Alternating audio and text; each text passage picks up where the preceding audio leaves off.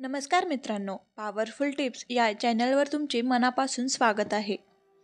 आज आपण या व्हिडिओमध्ये बघणार आहोत की कोणाचा तळतळाट आपल्याला लागल्यानंतर आपल्या आयुष्यामध्ये त्याची परतफेड होते का? तर चला मग या व्हिडिओला आपण सुरुवात करूया. त्या अगोदर जर तुम्ही या चॅनलवर नवीन असाल तर या चॅनलला लाईक करा, जास्तीत जास्त शेअर करा आणि सबस्क्राईब देखील करा. तसेच बेल आयकॉनवर देखील क्लिक करा. यामुळे मी अपलोड केलेला व्हिडिओ सर्वात अगोदर तुम्हाला पाहता येईल. कोणाचीही हाय लागून घेऊ नये याचे भयंकर परिणाम भोगावे लागतात. काही लोकांना नाही पटणार हा विषय तळतळाट, पण त्याची अनेकांना तळतळात घेतला आणि त्यांचे भोग ते भोगत असतात. त्यांना नक्कीच पटेल. अनेक कारणांनी तळतळाट दिलेला असतो, जसे की 1. शारीरिक, मानसिक, आर्थिक. 2. अपमानास्पद वागणूक. 3. कोणाचे मन दुखावले असू शकते. 4. कोणावर अन्याय केला गेलेला असतो. 5.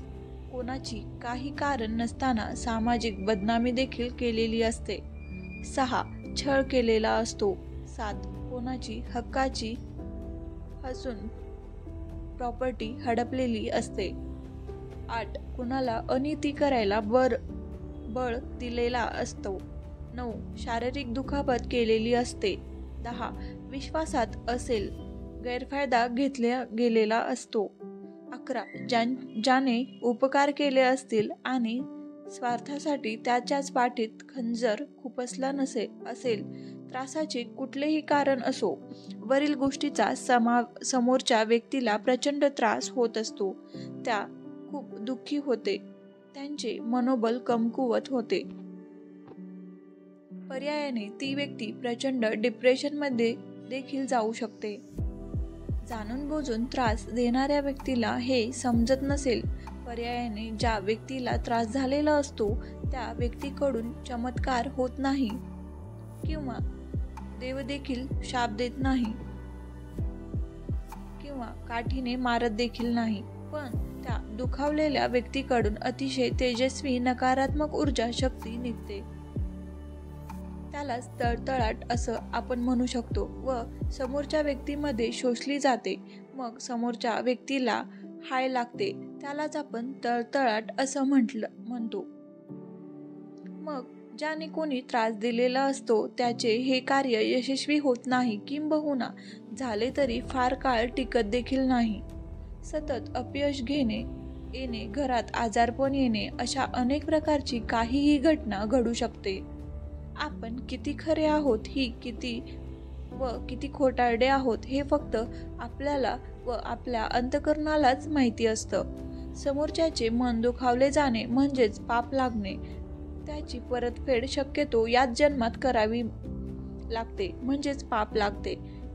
त्याची परतफेड शक्यतो याच जन्मात करावी लागते. तुम्ही सात्विक असा किंवा नास्तिक, चांगला वाईट गोष्टीचा हिशोब सव्यास परत करावाच लागतो. मी एका पुस्तकात वाचले होते की धृतराष्ट्राचे 100च्या 100 पुत्र युद्धात मारले गेले. तेव्हा त्याने श्रीकृष्णाला विचारले की असं का व्हावे? संबंध जीवनात मी असे कोणतेही महान पातक केलेलं नाही ज्याच्या परिणामी सर्वच पुत्रांचा मृत्यू आपल्या डोळ्यासमोर पाहून त्याचे दुःख सोसणे माझ्या नशिबी यावे. तेव्हा भगवान श्रीकृष्णाने धृतराष्ट्र राजाला आपले पुनर्जन्म पाहण्याची दिव्य दृष्टी दिली. तर राष्ट्रराजाने दिव्यदृष्टीद्वारे पाहिले की साधारण 50 वर्षापूर्वी तो एक पारधी होता आणि पक्षी पकडण्यासाठी त्याने एका वृक्षाला आग लावली होती. आग लावताच बरेचसे पक्षी उडून गेले, मात्र आगीची तळ लागल्याने त्यातली कित्येक पक्षी आंधळे झाले. तर पक्ष्यांची 101 लहान पिल्ले उडू न शकल्याने आगीत होरपळून मृत्युमुखी पडली. धृतराष्ट्राची त्यावेळेसची ही क्रिया होती. त्याच्या कर्माचे फळ कित्येक जन्मानंतर धृतराष्ट्र राजाने 100 पुत्र युद्धात मारले गेले तेव्हा ते पूर्ण झाले. कर्म हे फळ देऊनच शांत होते. प्रत्येक चांगल्या वाईट गोष्टीचा हा हिशोब होतोच. हा प्रत्येकाच्या कर्माचा सिद्धांतच आहे. चांगले कर्म चांगले फळ देऊनच शांत होते, वाईट कर्म वाईट फळ देऊनच शांत होते. फक्त वेळ आणि काळ मागे पुढे होऊ शकतो.